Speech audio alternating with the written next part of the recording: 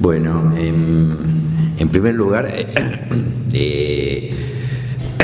quiero agradecer a toda la gente del Campo Sí que ha organizado estas jornadas que me parecen importantes por el tema o los temas que abarcan, y a Daniela y a Carolina por haberme acá invitado a participar. En primer lugar, me gustó esto de contadores de historias, ¿no? Es decir, esta es una de las cosas que nosotros con Alejandro, cuando escribimos esos 2 tomos de La huella en la memoria, no nos quisimos ubicar en ese lugar de historiadores, en el sentido académico del término, sino poder pensar la historia como un hecho político y social que nos permita pensar, es decir, qué nos está pasando hoy. Este es un poco el sentido de lo que yo hoy voy a traer, donde, bueno, por todos los temas que acá van a tocar los diferentes panelistas, yo voy a trabajar el tema de vida cotidiana y política, centrándome básicamente en la década del 60, ¿no? Es decir, aquella generación que fuimos nosotros, donde yo estoy incluido, en la cual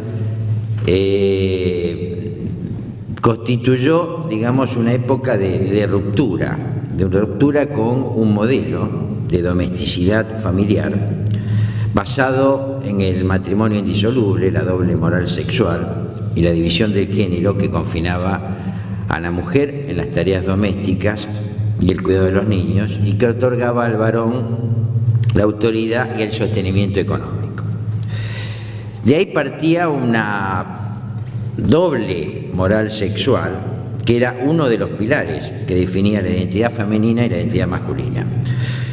En este sentido, lo que quiero destacar, o lo que voy a destacar en el desarrollo, es cómo una subjetividad individual y colectiva construida en un imaginario social y simbólico donde todo podía ser cambiado, permitió a una generación establecer transformaciones en la vida de los sujetos que eran concebidas como resultado de la transformación del conjunto de la sociedad.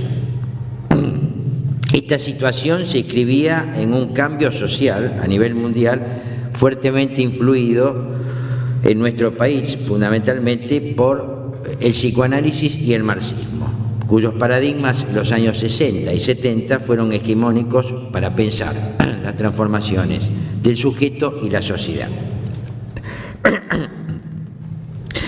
Me voy a detener brevemente, dentro del desarrollo de la exposición, en algunos hechos de la década del 60.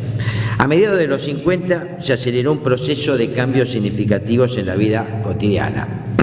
La incorporación de la Argentina en el desarrollo de transformación capitalista a nivel mundial hizo sucumbir los usos, modos y costumbres que aún quedaban de principios de siglo. Estos se caracterizaban por el uso en los hombres del cuello duro, la corbata y el sombrero que aún se usaba en esa época. Las mujeres apenas se atrevían a mostrar las rodillas. Los niños eran los únicos que usaban pantalones cortos y el cambio por los largos constituía una iniciación a la vida adulta. El barrio era el espacio social privilegiado. Esta característica se correspondía con un moralismo no exento de contradicciones, en el cual los tabúes sexuales provocaban frustraciones y prejuicios. Esta situación de relativa tranquilidad se fue rebajando con las sucesivas crisis económicas y políticas y la aparición de nuevos valores que empezaron a ser incorporados fundamentalmente por sectores de la juventud. Y acá lo que quiero señalar son dos hechos significativos de cómo en esa época se difunde masivamente el psicoanálisis. Uno de ellos, que es en este inicio de la difusión masiva de la cultura así, comenzó en 1959, cuando Eva Ghiberti, en el diario La Razón, que en ese momento era un diario muy importante, tenía una tirada de 500.000 ejemplares, escribió su primer artículo que se llamó ¿Se aprende a ser padres? En él se mostraba la tónica de lo que sería esta sección. Se debía aprender a educar a los hijos más allá de las pautas que el supuesto instinto parental pudiera sugerir.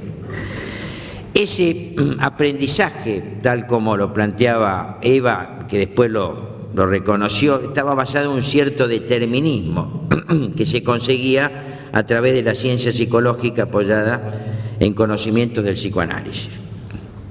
El éxito de estas sucesivas notas fue inmediato. Casi sin proponérselo, Eva inició la divulgación del psicoanálisis a partir de una necesidad de la comunidad que demandaba nuevas pautas para educar a sus hijos. A través de la divulgación del psicoanálisis, este se había convertido en un saber popular que introducían un cambio fundamental para entender la sexualidad, al comenzar a ser incorporada como un aspecto central en el desarrollo de niños y adolescentes que exigía ser tratada abiertamente. Otra circunstancia importante, también para la difusión del psicoanálisis, fue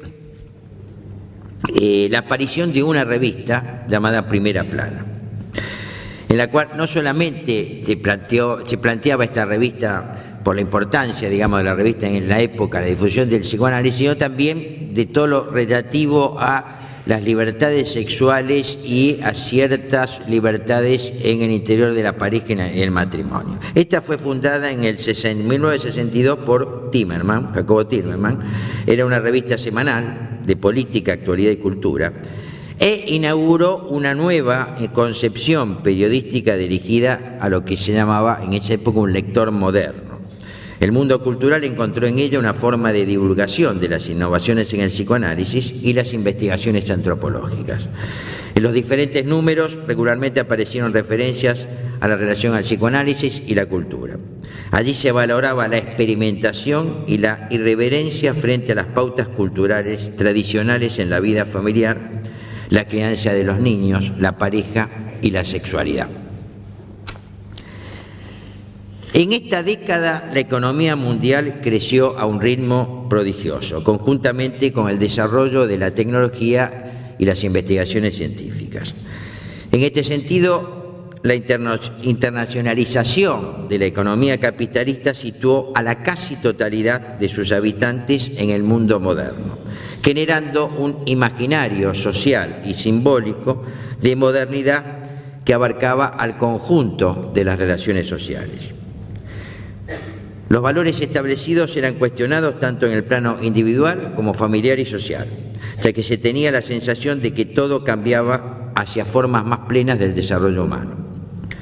Esta situación, que tuvo diferentes características en cada región del planeta, fue facilitada por el adelanto de los medios de comunicación que hubo en toda esa época.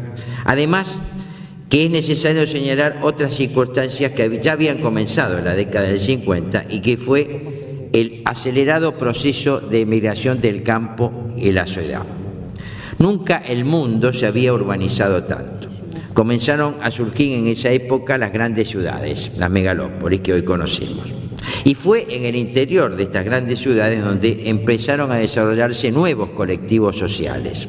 Uno de ellos los constituyó la juventud universitaria, que se transformó en un nuevo poder político y cultural.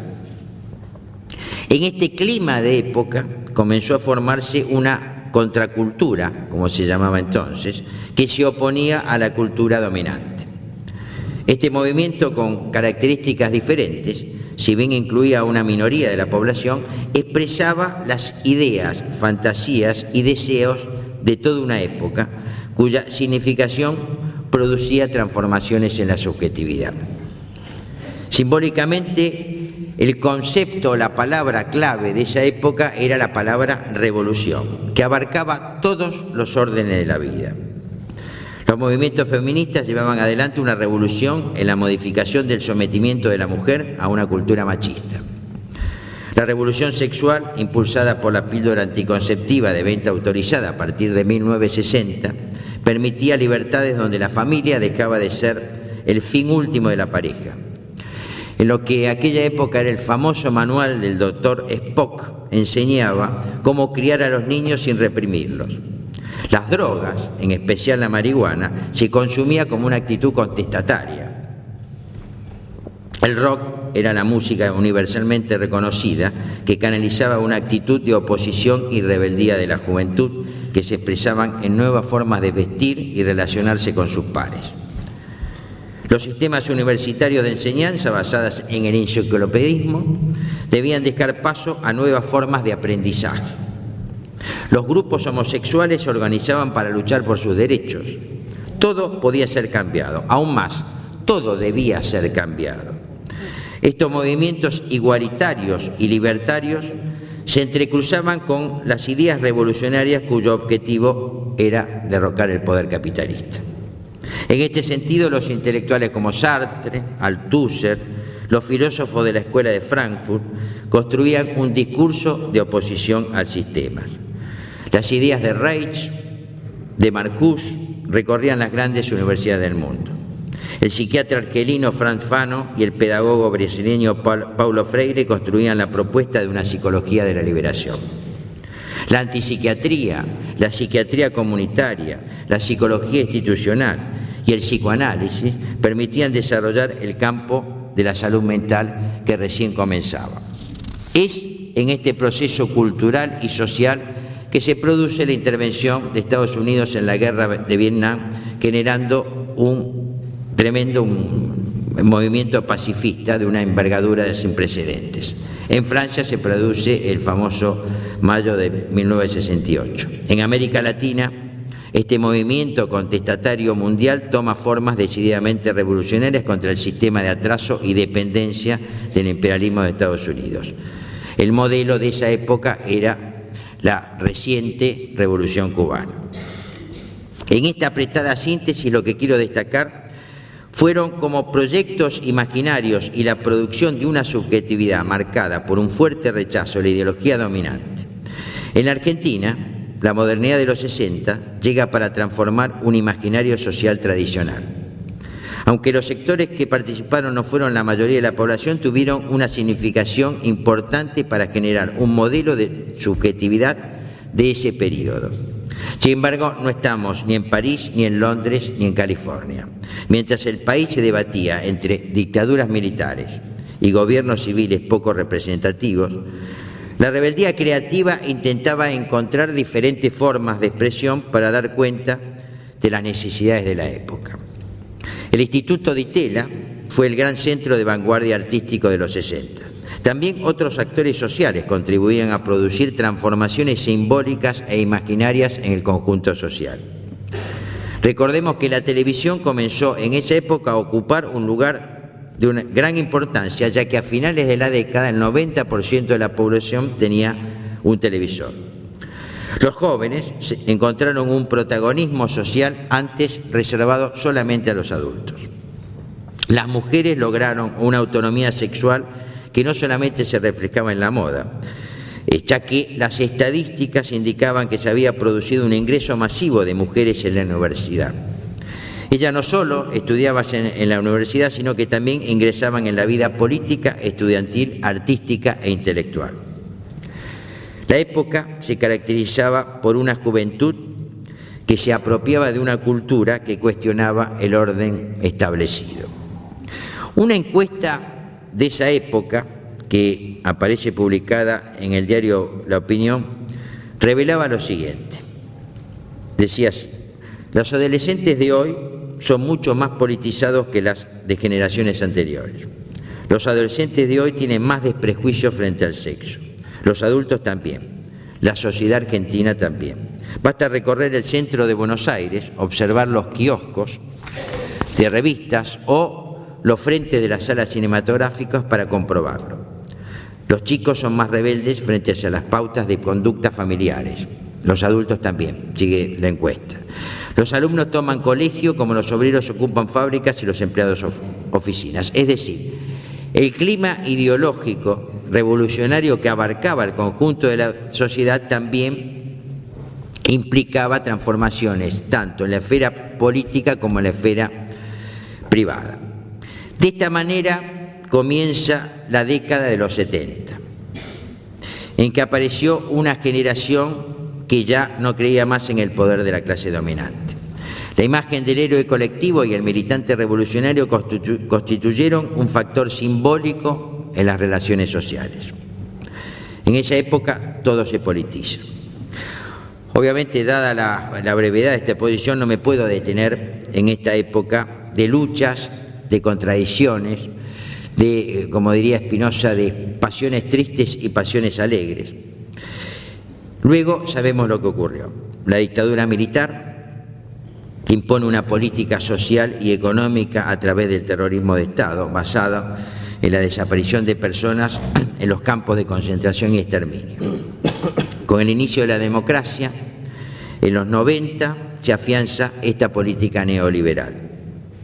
El imaginario social y simbólico que predomina actualmente se sostiene ya en lo que yo denomino una cultura del sometimiento.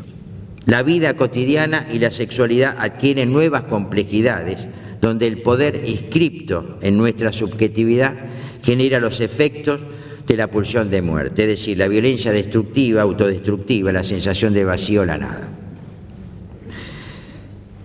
Para finalizar, creo necesario señalar que al recordar otras épocas se puede caer en dos aspectos: en idealizar el pasado, ¿no? Todo tiempo pasado fue mejor, o en desvalorizarlo, el pasado no sirve. Creo que ambas perspectivas no permiten dar cuenta de que la esperanza es una de las formas de la memoria,